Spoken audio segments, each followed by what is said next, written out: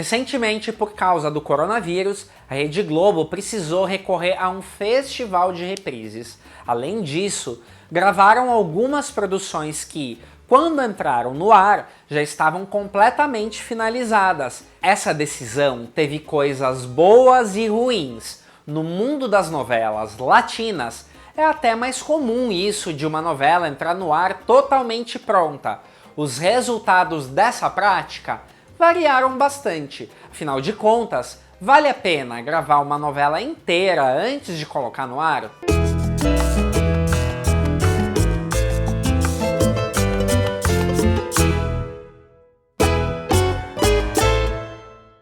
Olá, meu nome é Thiago Fernandes e esse é o Almanac Latino, o canal onde novela mexicana é levada a sério. Quer dar uma ajuda para nossa comunidade crescer cada vez mais? É bem simples, se inscreva no nosso canal. Ao acionar esse sininho, você recebe um aviso sempre que um vídeo novo surge por aqui. Eu comecei esse programa citando a Globo porque foi muito falado na imprensa essa questão da novela que estreia com todos os capítulos gravados. Qual a diferença?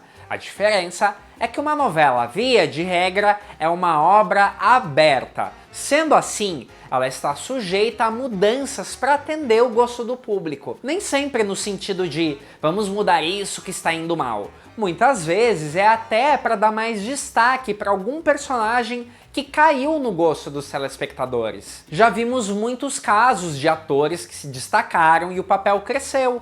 Ou ao contrário, o personagem parecia que seria importante e conforme o tempo passou, o espaço dele na trama diminuiu. E você deve estar se perguntando, ué, quando uma novela latina chega por aqui, ela está inteiramente gravada, né? Sim, mas praticamente todas as novelas que foram exibidas no Brasil tiveram o histórico de serem obras abertas durante a exibição original delas. Ou seja, elas também passaram pelo processo de aprovação do público. A situação da pandemia foi o que obrigou a Globo a ser mais cautelosa e gravar tudo antes de colocar no ar. Aqui no Brasil, a emissora agora espera que todo o problema envolvendo o coronavírus melhore para retomar o antigo modelo de produção. A Globo se viu num aperto e ainda precisou esticar Um Lugar ao Sol. Como a novela já estava toda gravada e os atores foram já dispensados, a única saída foi recorrer à edição para espichar o número de capítulos. Apesar da atenção que este assunto ganhou na imprensa, outras novelas brasileiras, como Pérola Negra do SBT, por exemplo, já haviam entrado no ar totalmente finalizadas. Já no México, por vários fatores diferentes, muitas novelas já entraram no ar inteiramente gravadas. Algumas tiveram sucesso, outras não deram muito certo. Um caso positivo foi o da novela Maria José, de 1995. Protagonizada por Cláudia Ramírez e Arturo Peniche, a história é bem clássica. Menina pobre se apaixona por um garoto rico. Pensem numa produção pobre. A Televisa usou alguns centavos que tinha para rodar essa história, que ficou pronta, e eles acabaram enrolando um pouco para colocar no ar. Maria José foi produzida num período que o México passava por uma crise econômica muito séria. Além da produção simplória, tinha a questão de saber quando e como lançar. Só que quando foi exibida, Maria José surpreendeu na audiência. Ela chegou até a ser promovida de horário. Essa novela foi exibida no Brasil pela CNT e eu lembro de ter visto bastante coisa na época. Que novelinha boa, daquelas que você não dá nada, mas te prende. Já outras não tiveram a mesma sorte. Em 2002, a Televisa tinha engavetado a novela As Cisonedias, uma produção de Raul Araiza que conta a história de mulheres que foram amigas na juventude e se reencontram já maduras. A novela estreou primeiro nos Estados Unidos nas tardes da Univision, que é o principal canal latino de lá, e onde as produções da Televisa são exibidas. A Cissonédia surpreendeu nos Estados Unidos e a Televisa resolveu arriscar. Originalmente planejada para o horário das tardes no México, ganhou um lançamento às 8 da noite, mas foi um fracasso gigante. E daí já não tinha o que fazer. já que a novela estava totalmente pronta. E mesmo que eles identificassem coisas que poderiam ser alteradas, não dava mais para mexer. Na mesma linha, em 2003, o produtor Carlos Moreno apostou numa história sobre os amores e desamores de 4 mulheres de diferentes idades de uma mesma família, com um elenco maravilhoso encabeçado por Kate del Castillo e Juan Soler. Bajo la misma piel tinha uma trama até interessante, mas que não deu muito certo no México. Dessa vez, como não dava para mexer, a emissora resolveu dar aquela picotada na trama para encerrar mais rápido. Uma coisa interessante, a Televisa resolveu também modificar a abertura da trama, focando principalmente no casal principal. Isso quer dizer que eles sim identificaram que essa era a trama que tinha mais apelo junto ao público, mas a audiência nunca levantou. Eu devo confessar que, apesar de eu ser um apoiador de Bajo la Misma Piel, achei a produção da novela bem pobrinha. Esse, aliás, é um fator para as emissoras gravarem a novela inteira antes de ir pro ar. Sem aquele compromisso da exibição no ar, é possível planejar custos, geralmente com um orçamento mais modesto. Um caso bem positivo foi o da novela Amar Outra Vez, uma produção de Lucero Soares de 2004, protagonizada pela Irene Castillo e pelo Valentino Lanús. Uma novela pobre, mas com uma história bem conto de fadas que foi bem de audiência. Devo dizer que a abertura oficial dessa novela é uma das coisas mais bizarras que eu já vi.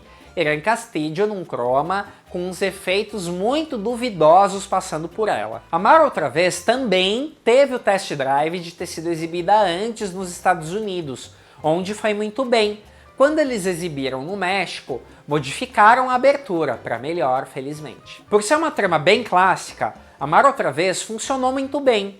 Infelizmente, a mesma sorte não aconteceu com a novela Piel de Otoño, protagonizada por Laura Flores, Sérgio Goyri e René Strickler. A trama mostra a volta por cima de uma mulher rica, mas ignorada pelo marido e pelos filhos, redescobrindo a autoestima e encontrando um novo amor na internet. Piel de Otoño fez muito sucesso nos Estados Unidos, principalmente a partir da metade da novela, que é quando a protagonista surge linda e empoderada. Mas no México nunca emplacou. Apesar disso, a produtora Mapat cita esse como o trabalho do qual ela mais gostou, tanto que ela até chegou a escrever algumas cenas. Segundo ela, durante a novela recebia muitas mensagens de mulheres que se identificavam com a situação da protagonista. Uma curiosidade para quem viveu os primeiros tempos da popularização da internet é que a personagem da Laura Flores tinha papos muito ingênuos com o galã via chat, estilo bate-papo do UOL. E não tinha essas modernidades de vídeo, foto. Hoje em dia o galã já sairia mandando nudes pra ela e tudo. E você deve estar se perguntando, mas qual a diferença faz pro telespectador se a novela foi gravada antes ou não? Aí eu digo uma coisa, faz bastante diferença. A tal resposta da audiência pode modificar muita coisa. Já citei aqui no Almanac várias novelas que tomaram medidas desesperadas por audiência. Muitas vezes, numa tentativa de aumentar os seus índices, os produtores jogam a proposta no lixo e apelam para 1001 truques. Importante pensar que mesmo novelas que não estejam bem de audiência, têm um público que gostam delas do jeito que elas são.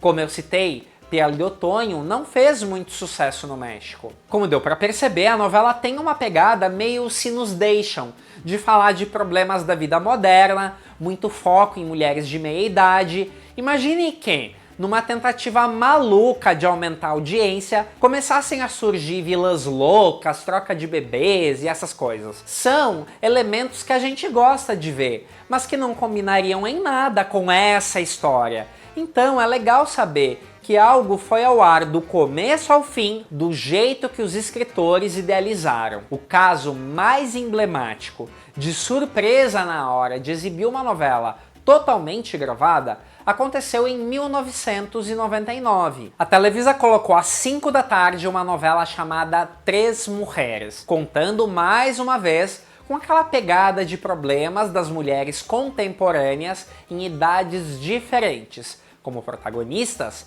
Érica Buenfil, Cairine Lozano e Norma Herrera. A novela claramente não era uma grande aposta da emissora, mas surpreendeu e muito em audiência e repercussão junto ao público, já que tinha uma pegada diferente do melodrama de histórias de Cinderela que a Televisa está acostumada a oferecer. Temas como virgindade, prazer sexual, divórcio foram abordados de um jeito novo. Fez tanto sucesso que esticaram e chamaram todo o elenco de volta e resolveram levar a novela a quase 300 capítulos. Eu fiz uma maratona dessa novela há pouco tempo e fica claro lá pelo capítulo 80 que todas as histórias estavam se resolvendo. Na semana seguinte, surgem alguns novos personagens e os atores aparecem até com visuais levemente diferentes. Na época em que as gravações de Três Mulheres foram retomadas, muita gente já estava envolvida em outros projetos. Muitos atores apareceram em 2 novelas ao mesmo tempo. Eu não vou mentir, eu sou muito fã de Três Mulheres, mas esse esticamento causou algumas diferenças. O mais grave foi o ciclo vicioso de brigas e reconciliações entre os casais, que chegam a cansar em alguns momentos. Uma curiosidade, no final original, aquele que foi gravado e jamais exibido, a mãe vivida pela Norma Herrera morreria. Quando esticaram a novela, a personagem da atriz acabou sobrevivendo, mas quem morreu no final da novela foi outra das 3 mulheres protagonistas. Atualmente eu notei que a Televisa prioriza ter pelo menos gravações bem adiantadas, mas no mundo em que a internet deixa o acesso de tudo muito fácil, a Televisa também prioriza estrear produções importantes primeiro nos Estados Unidos, já que esse é o segundo principal mercado para eles. Se nos deixam, com Mayrin Villanueva e Marcos Ornelas foi um desses casos. Estreou no México em novembro, semanas depois do último capítulo ir ao ar nos Estados Unidos. O que você prefere? Que os escritores sintam a resposta do público e vão modificando a novela, ou assistir aquela história exatamente do jeito que eles conceberam? Eu tô aguardando o seu comentário. Se você gostou desse vídeo, deixe seu like e até mais.